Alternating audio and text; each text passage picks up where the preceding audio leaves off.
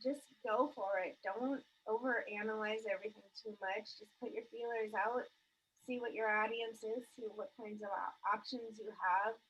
It's very easy to get caught up in planning, and by the time you know it, it's been 5 years and you still haven't launched your company. So, I guess that's my big advice is just take it by the reins and see what you can do with it.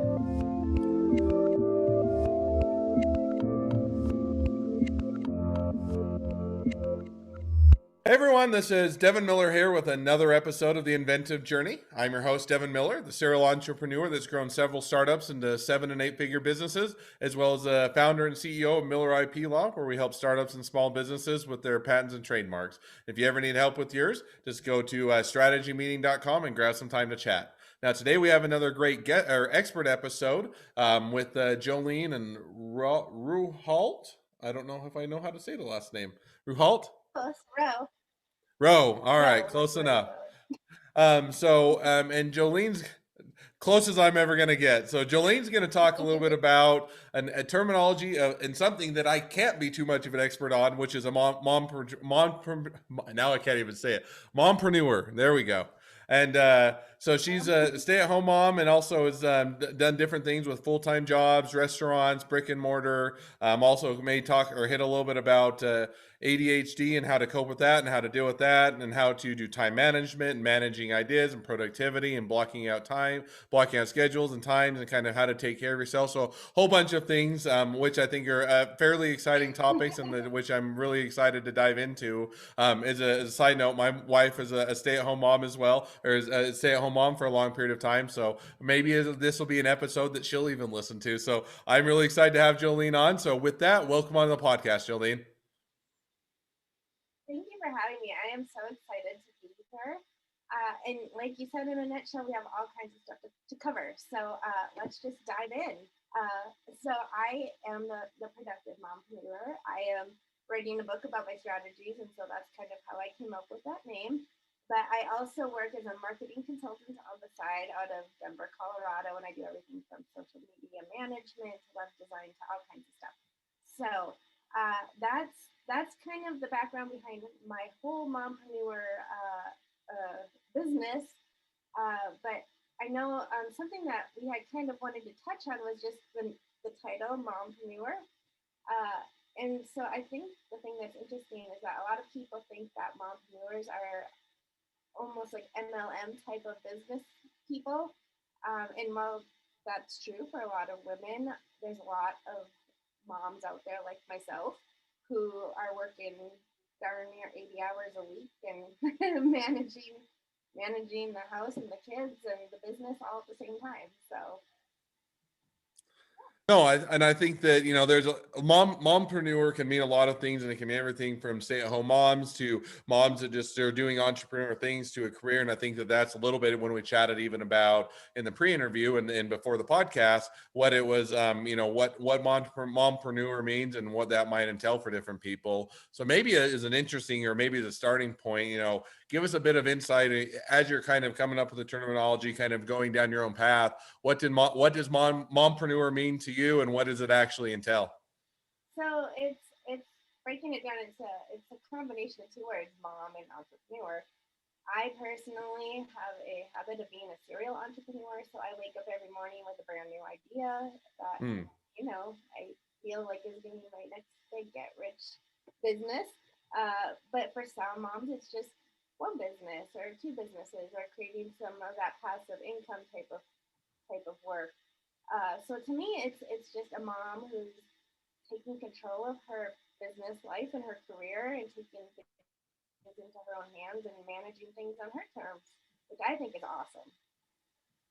No, and I think that is awesome. And I think that I like the kind of managing things on your own terms and, however it fits into your life and being a mom. I think that definitely, I'm a big proponent of entrepreneurs and kind of finding your own path and be able to, kind of guide your own way. So I think that's, definitely an area to think of. So maybe diving into just a few things. And so, one of the things that, at least a decent amount of people, that are stay-at-home moms that, they run into whether or not they want to do something just to get out their creative nature. They want to do something to help supplement the income. They want to be, and I'm not putting words, be more than just a mom. And I think a mom is a great thing and absolutely worthwhile, but they feel like they want to do something else to supplement or to offset what they're doing, whether, for whatever is an outlet or anything else of that nature. So if you're doing that, if you are a stay-at-home mom, kind of any initial advice as to how to get going on being an entrepreneur and how to discover your path. And if you're not necessarily out in the work field or already have a full-time job or do something of that nature, how do you even start to tackle that? So for me, the way I started was I was working in a corporation, and I knew that I wanted to do my own thing and branch out. So I actually read a book called Miracle Morning, which made a huge difference for me. And the whole premise is that you wake up an hour earlier so that you can tackle something that you want to do for yourself, whether that's getting in shape, building a business, etc. So I started doing that, and I started building my business outside of my corporate job until I was bringing in enough money to make that transition. Mm. So that was how I got started. It's different for, depending on what your business is. For me, I could do freelancing and pick up projects and things to get a portfolio and clients that way. But if it's something else, like maybe you're interested in starting your own IT business, it might have a different path for you. So I think the main thing to know going in is that you're going to have to put in that extra work. It's not just going to happen overnight, and you're going to have to steadily build it up a little bit over time. Mm. But yeah, that was a big thing for me.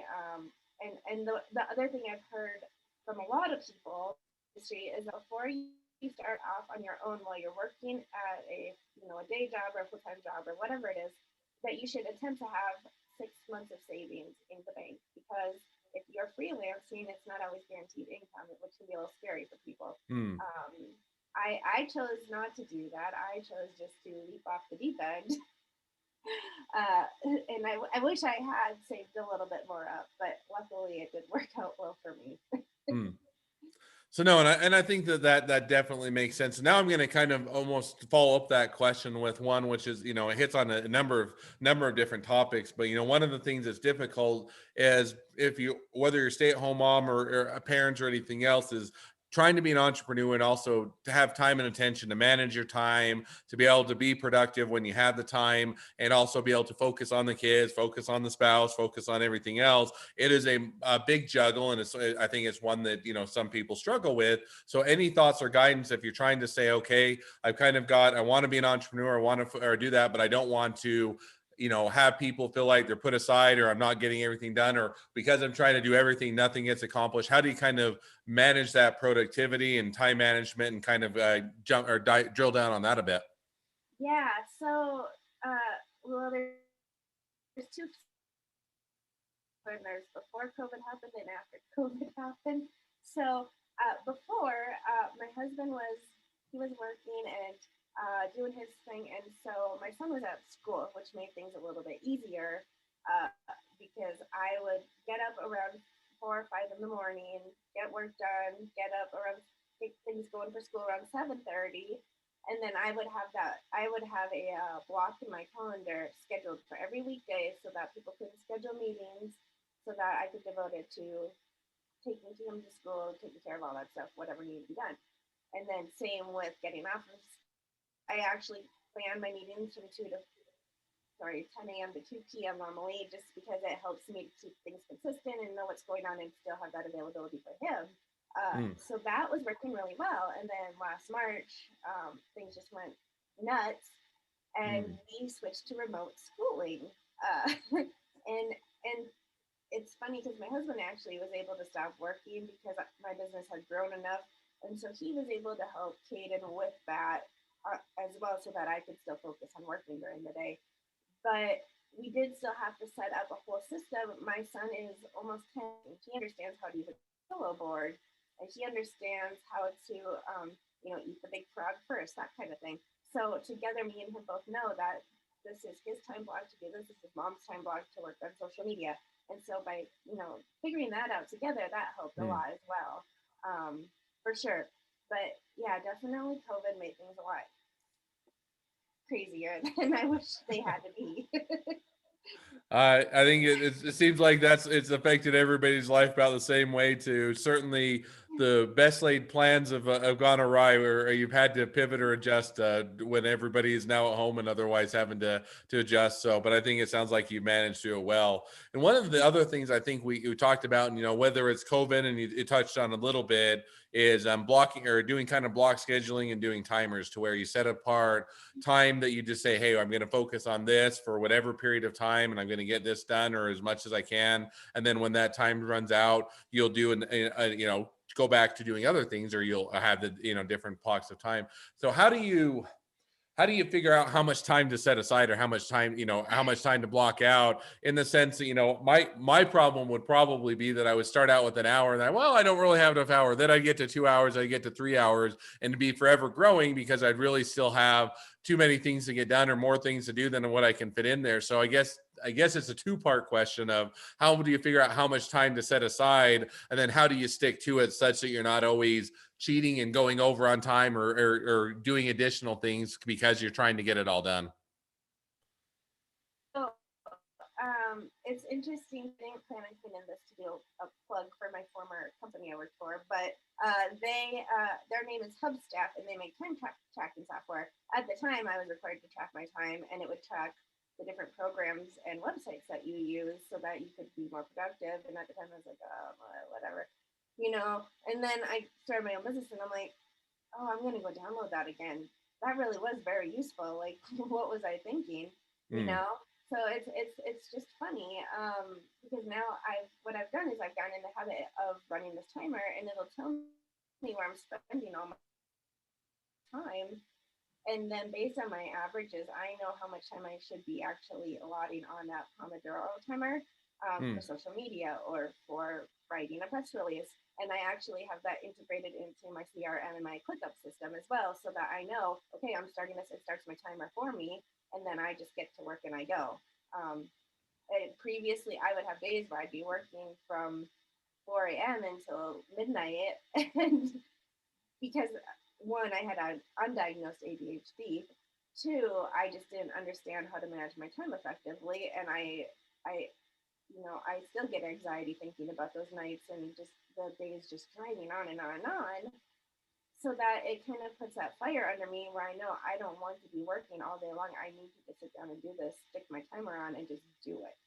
And I will say the timer that works best for me is one on my phone that will shut everything off. I'm not seeing anything pop up on my phone to distract me at the same time. No, and I think and I think that's a great point, because I mean, one of my hard things, and I said I run a few different businesses. I'm always super busy, but I always it's always the emails that pop up that then, even if they're not important emails, I feel like I have to respond to them because now they're sitting in my inbox, and there's really other things more important that I should be getting done. I spend time doing the email, so I had to kind of something that I came similar to what you're talking about is I don't necessarily turn them off, but what I'll do is on Outlook, at least, I'm sure there are other ones, but on the mobile thing is you can put a snooze where it basically takes them out of my inbox.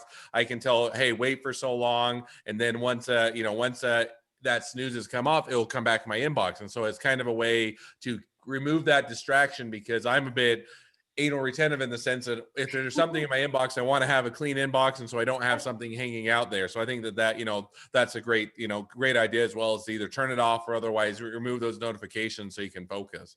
Now, one thing that you hit on that I thought was also an interesting topic, or interesting point, is dealing with ADHD, and kind of how do you and because that one other people deal with it. It's certainly affects a reasonable amount of people, and so how do you keep productivity, keep focus, and do things? And it kind of, along with being an entrepreneur, I think most entrepreneurs have a degree in varying levels of ADHD, in the sense that I know for me, I wake up in the morning and I have 10 great ideas, and 99 or 90% of the time, those 10 great ideas, when I get to the end of the day, I'm like, well, they probably weren't as good of an ideas as I thought of that they thought they were in the morning. But it's kind of one where you can, because you lack attention, you can be all over the place, or you can try and get a lot of things done and not do it. So if you have ADHD, or you just have a hard time focusing, what are in addition to timers, or in addition to kind of blocking out time, but once you have that time set aside, how do you make it as productive as you can? That you mentioned the inability to focus, because there's actually another aspect to it that ties into all this too, that people aren't normally, it's not as widely known about, and it's called hyperfocusing. So what will Hmm. happen is you'll get this great idea for a new business, and you'll hyper focus on it, and before you know it, you've spent an entire day busy building a whole new company that you probably didn't need to build, um, or maybe should have done when you weren't, in the office or in your off time, or whatever the case may be. So that can be something that's really challenging. And for me, there's something called your biological prime time. And I had read about it in a book called the Productivity Cure, I believe it's called. And what it is you kind of chart your levels of productivity each day. Like you take note of when you have the most energy, when you feel like you're getting the most done and feeling really motivated. And so then you use those times to your advantage. So, for instance, for me, I know that I will hyper focus on social media first thing in the morning. So Hmm. I automatically will start doing it then. So that's kind of the trick with having ADHD is that um, there are some being able to hyper focus on social media and not getting distracted by other things. That's kind of ironic to say it like that, but uh, but then on the flip side, I didn't get diagnosed until I was 35 years old, and so I made it through grad school, and I built my own business and did all these crazy awesome things without even realizing I had it. But I also Hmm. have created my own strategies for coping with not being able to focus or not being able to remember things.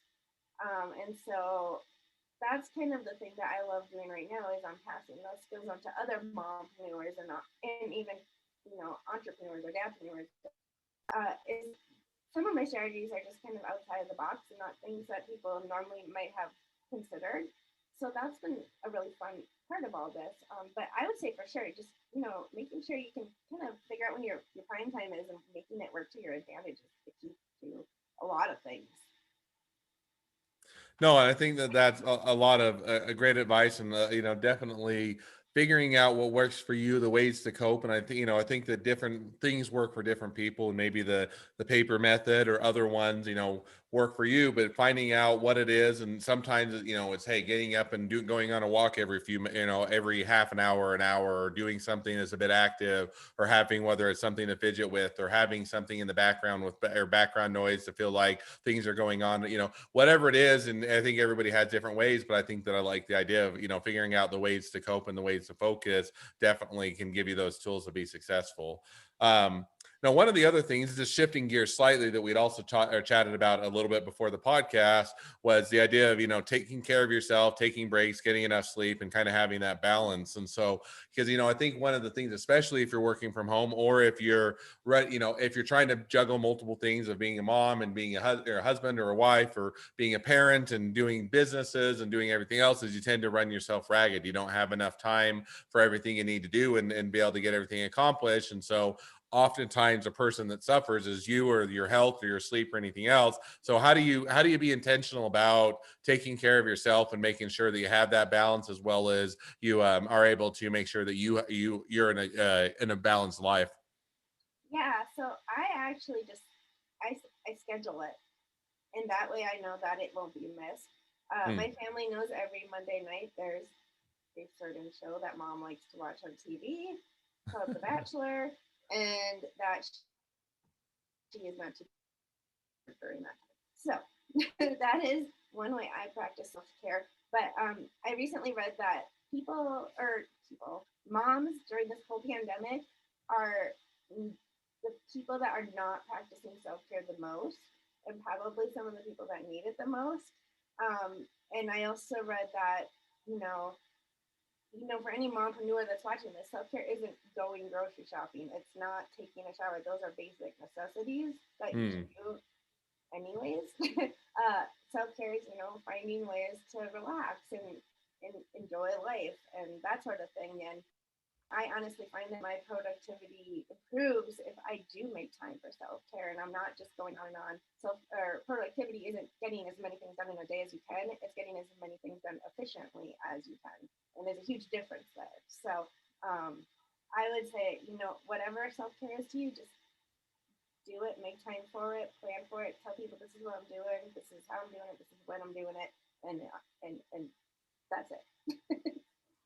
No, and I think that that's definitely a fair point. One of the things that I had to, kind of related to that is I had to come to the conclusion with myself is, doing it. I always joke, but I think there's a lot of truth to it that, my hobby is doing startups and small businesses, what I love. And if I have free time, that's usually where my mind wanders. And so I'm naturally wired that I just want to keep doing it. And I tend to, for a long period of time in my career, is I would always stay up late and I'd get things done and then be tired and worn out because I was always trying to get everything done and manage them. So I kind of had to come to the conclusion that there are always more fires to put out. There are always more things to do than you're going to have time to. And so you can, figuring out when you're going to stop and saying, okay, I'm going to get as much done as I can today. I'm going to put out as many fires as I can, get as much as I can accomplished. And then the rest of it's just going to have to wait for tomorrow. And I'm going to come back in, recharge, go after it as hard as I can and do that each day. I think is a much more way to have a longevity and be able to, or continue your way through,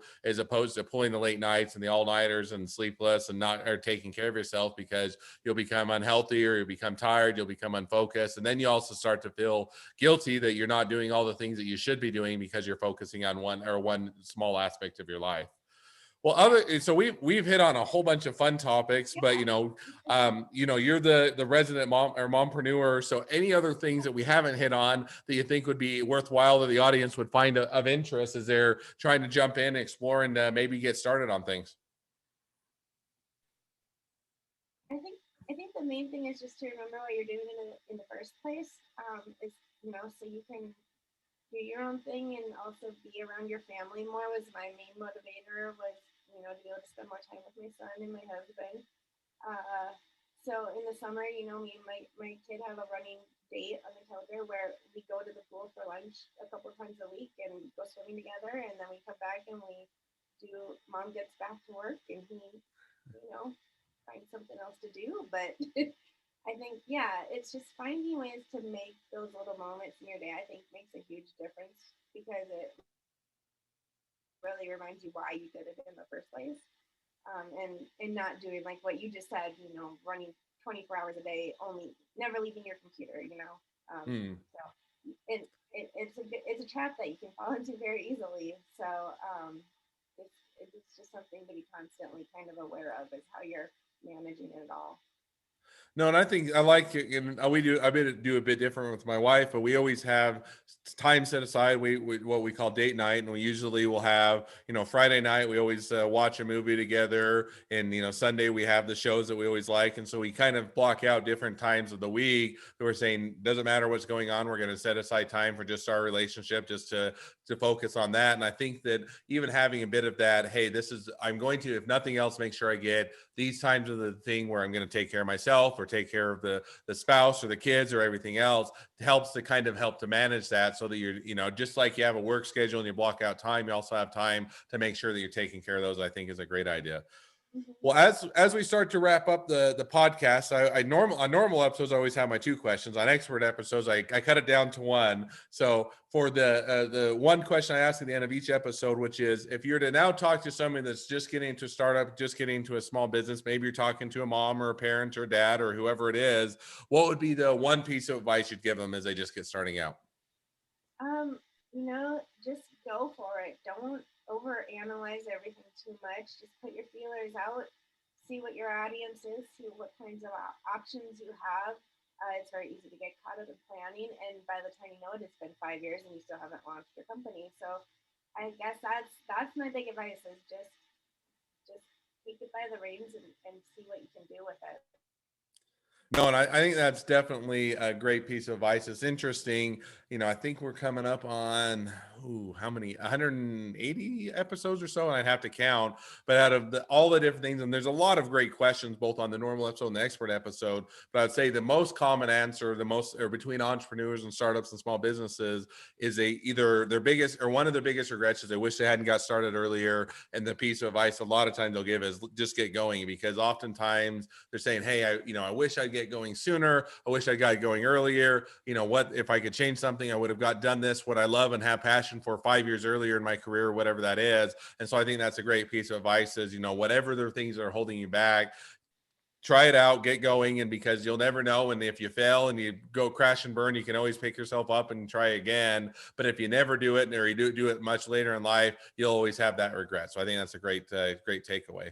Well, Yeah. as people as people they want to connect up with you, they want to find out more. I think you mentioned about a book and some of the courses you do, some of the training you do, some of the information you do. They want to be a customer, or they want to be a client, they want to be an employee, they want to be an investor, they want to be your next best friend, any or all of the above. What's the best way to connect up or find out more?